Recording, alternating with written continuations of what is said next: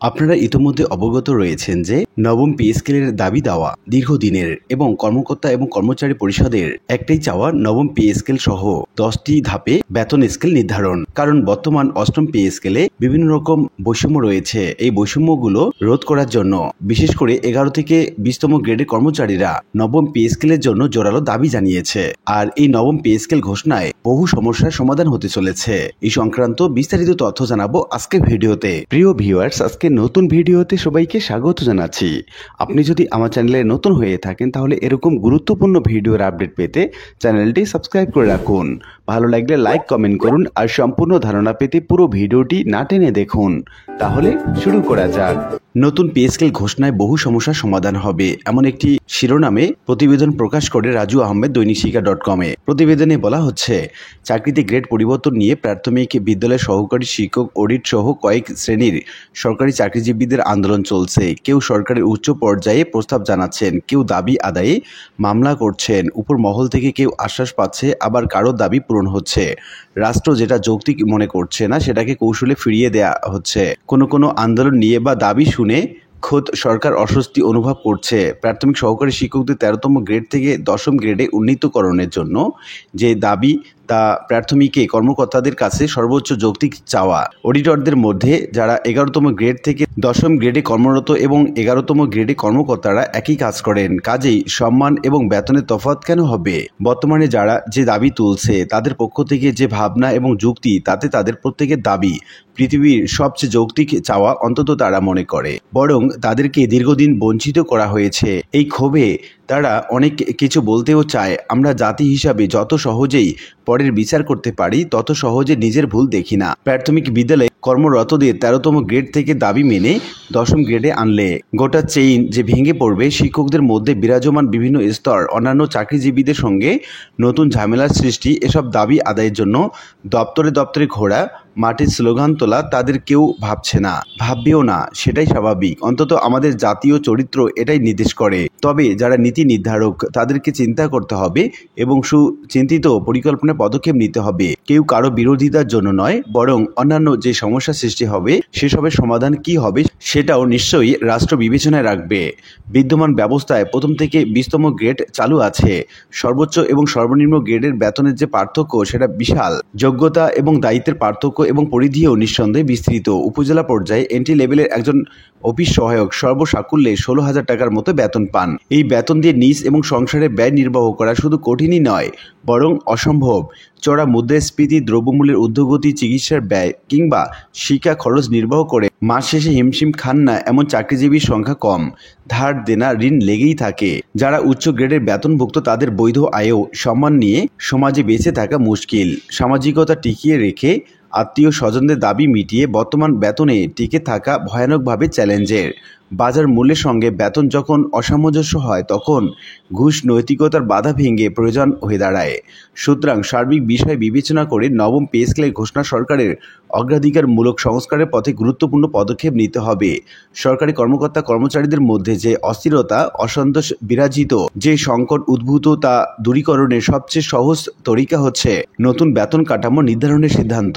বিদ্যমান বেতন গ্রেডের সংখ্যা 20টি। এর কোনোটির সঙ্গে উপর নিচের ব্যবধান অনেক বেশি, যা বৈষম্যকে প্রকট আকারে নিয়েছে, ক্ষোভে ফুয়েল দিয়েছে। বেতন গ্রেডের সংখ্যাও সংস্কার করা জরুরি। বড়জোর 10টি টায়ারে কিংবা আরও কমিয়ে সমন্বয় করলে বিদ্যমান বৈষম্য অনেকটা লাঘব হবে। প্রাথমিক, মাধ্যমিক এবং উচ্চশিক্ষা পর্যায়ের শিক্ষকদের জন্য আলাদা বেতন কাঠামো ঘোষণা করা যায় কিনা সেটাও নিয়েও ভাবা যেতে পারে। সমাজে শিক্ষকের মূল্যায়ন কেবল বেতন দিয়ে নয়, বরং সম্মান দিয়েও হয়। সেখানে শিক্ষককে যদি মাসের শেষে হাত পাততে হয়, ঋণের সুদের ফাঁদে পড়তে হয়, তবে সে শিক্ষকের নৈতিক মনোবল ভেঙে যায়। শিক্ষকদের বেতনের চেয়ে সম্মানের প্রশ্নটি বেশি প্রাসঙ্গিক। শিক্ষকদের মধ্যে তৃতীয়, দ্বিতীয় এবং প্রথম শ্রেণীর বিভাজন করলে এটাও আত্মসম্মানের বিষয়ে প্রশ্ন উত্থাপন করে। বেতন যাই হোক, শিক্ষকের মর্যাদা 1ম শ্রেণীর হওয়া যৌক্তিক। বিদ্যমান অষ্টম পে স্কেল 2015 খ্রিস্টাব্দে প্রণীত হয়েছিল। তৎকালীন বাস্তবতায় বেতনের পরিমাণ পর্যাপ্ত ছিল। জীবনযাত্রার ব্যয়ের সঙ্গে সমন্বয় করে কিছু সঞ্চয় করার পরেও স্বাচ্ছন্দ্যে জীবন নির্বাহ করা যেত। সেই বেতন স্কেলের পরে দীর্ঘ 9 বছর অতিক্রান্ত হয়েছে। দ্রব্যমূল্যের দাম 3 গুণ থেকে 5 গুণ বেড়েছে। ব্যয়ের খাত বৃদ্ধি পেয়েছে, কিন্তু বেতনের যে একটা মাত্র খাত সেটি ব্যয়ের শাখা পোশাকার তুলনায় চারার পর্যায়ে রয়ে গেছে। যাদের সঞ্চয় ছিল তারা সেটা ভাঙতে বাধ্য হচ্ছে, যাদের ভরসা শুধু বেতন তাদের ঋণের জালে বন্দী হতে বাধ্য হচ্ছে। রাজনৈতিক দলের সরকারের সময়েও বেতন বৃদ্ধি করার দাবিটি গুঞ্জনের পর্যায়ে ছিল। নানা সীমাবদ্ধতার কারণে ভয় দমন নীতির প্রয়োগে এই দাবিটি তেমনভাবে প্রকাশ্যে আলোচিত হয়নি। যেহেতু অন্তর্বর্তীকালীন সরকার সংস্কারের ইস্তেহারে রাষ্ট্রের নানাবিধ সমস্যায় দৃষ্টি দিয়েছে, সুতরাং বিশেষ কোনো শ্রেণীর বাড়তি সুবিধা না দিয়ে বরং সার্বিক সংস্কারের লক্ষ্যে প্রয়োজনীয়তার সাপেক্ষে নবম পে স্কেল ঘোষণা করতে পারে। এতে বহুবিধ সমস্যা এবং সমাধান হবে। সেই উদ্যোগটি নেয়ার এটাই সর্বোত্তম সময়। কোনো বিশেষ গ্রুপের দাবি কিংবা চাপের প্রেক্ষিতে আলাদা আলাদা করে দাবি পূরণ নয়, বরং সার্বিক প্রয়োজনীয়তা এবং ন্যায্যতা বিবেচনায় সবার মঙ্গল হয়, সম্মানজনক জীবিকার উৎস পায় এমন কোনো কিছু স্থায়ী সমাধানের পথে হাঁটা দরকার সরকারের। রাষ্ট্র কোনো স্থায়ী সমাধান দিয়ে সার্বিক শৃঙ্খলা টিকিয়ে রাখতে পারে না, বরং অরাজকতার বৃদ্ধির আশঙ্কা জন্মাবে। যারা যা দাবি তুলেছে তা শুনে আংশিক অংশ কিংবা সম্পূর্ণ যদি মেনে নেওয়া হয়, তবে ওই টায়ারের সঙ্গে যারা সংশ্লিষ্ট অংশীজন তাদের নতুন দাবি উন্নতির দাবি স্বয়ংক্রিয়ভাবে সৃষ্টি হবে। কোনো একটি গ্রেডে বিদ্যমান যদি তার পূর্ববর্তী গ্রেড কিংবা লম্ফ দিয়ে আরও একাধিক পূর্বের গ্রেডে চলে আসে, তবে যারা মধ্যখানে থাকে তাদের দাবি দেওয়া নতুন করে যৌক্তিক হবে। সুতরাং যদি সংস্কারের সম্পূর্ণ ইচ্ছা থাকে এবং বাস্তবতা মেনে সেটাকে করতেই হয়, তবে প্রচলিত নিয়ম ভেঙে আবার নতুন করে যুগোপযোগী হিসাবে গোটা সিস্টেমকে গড়ে তুলতে হবে। আংশিকভাবে জোড়া তালি দিয়ে কোনো সমস্যার স্থায়ী সমাধান হয় না। বৃহত্তর স্টক হোল্ডারের কোনো দাবি চাপে কিংবা যৌক্তিক কারণে মেনে যাওয়া হলে যারা সংখ্যায় অল্প, দাবির স্বর নিম্ন, তাদেরকে বঞ্চিত করে বৈষম্যে ফেলে সিদ্ধান্ত নেওয়া নৈতিকভাবে ঠিক নয়।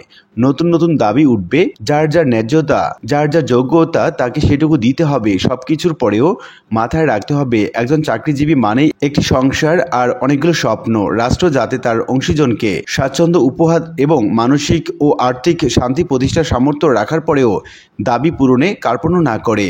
চাকরিজীবীরা ঘুষ খায়, দুর্নীতি করে প্রচলিত সত্য অভিযোগ। যাদেরকে ঘুষের নেশায় ধরেছে, শাস্তি দেয়া ছাড়া, কর্ম থেকে মুক্তি দেয়া ছাড়া তাদের এই পাপ থেকে ফেরানো যাবে? তবে বেতন কুলাচ্ছে না বলে যারা দু পয়সা এদিক সেদিক করে তাদেরকে এই গুরু পাপে দণ্ড দেওয়ার আগে যুগের সঙ্গে যুৎসই বেতনাঙ্ক নিশ্চিত করা জরুরি। শুধু সরকারি চাকরিজীবীদেরকে নতুন পে স্কেলের আওতায় আনলে বেসরকারি খাতের আয় এবং শ্রমিকের বেতন অটোমেটিক বদলে যেতে বাধ্য হবে। রাষ্ট্র অর্থনৈতিক সক্ষমতার ক্রাইসিস চলছে, তবে সেই ক্রাইসিস মূলত ডলার কেন্দ্রিক। চাকরিজীবীদের বেতন বৃদ্ধি করলে সেই টাকা দেশের বাজারে নতুন অর্থের সৃষ্টি করবে। মানুষ আসলে শান্তির থাকার আশায় চাকরি করতে বাধ্য হয়।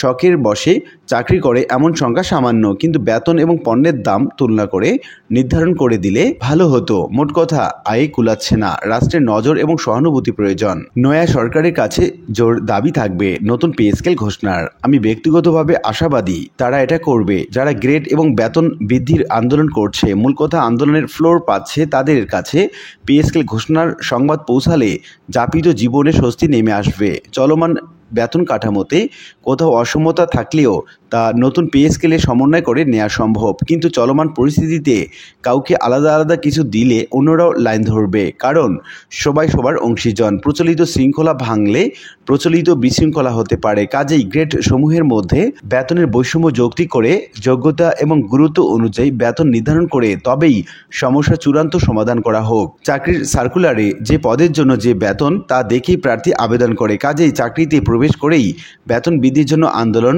অফিস অচল করে দেয়া, এই ব্যাপারেও নীতিমালা থাকা উচিত। অনেকের চাহিদাই নিজের যোগ্যতা এবং রাষ্ট্রের সামর্থ্যের অধিক, এটাকে প্রশ্রয় দিতে থাকলে রাষ্ট্রীয় শৃঙ্খলা ভেঙে পড়বে। উল্লিখিত আলোচনা থেকে আমরা এটুকু বলতে পারি যে সরকারি চাকরিজীবীদের বিভিন্ন দপ্তর এবং পরিদপ্তরে বিভিন্ন রকম সমস্যা বিদ্যমান, কিন্তু নবম পে স্কেল যদি দেয়া হয় তাহলে সবার মধ্যে একটা স্বস্তি আসবে, সবার দাবি পূরণ হবে।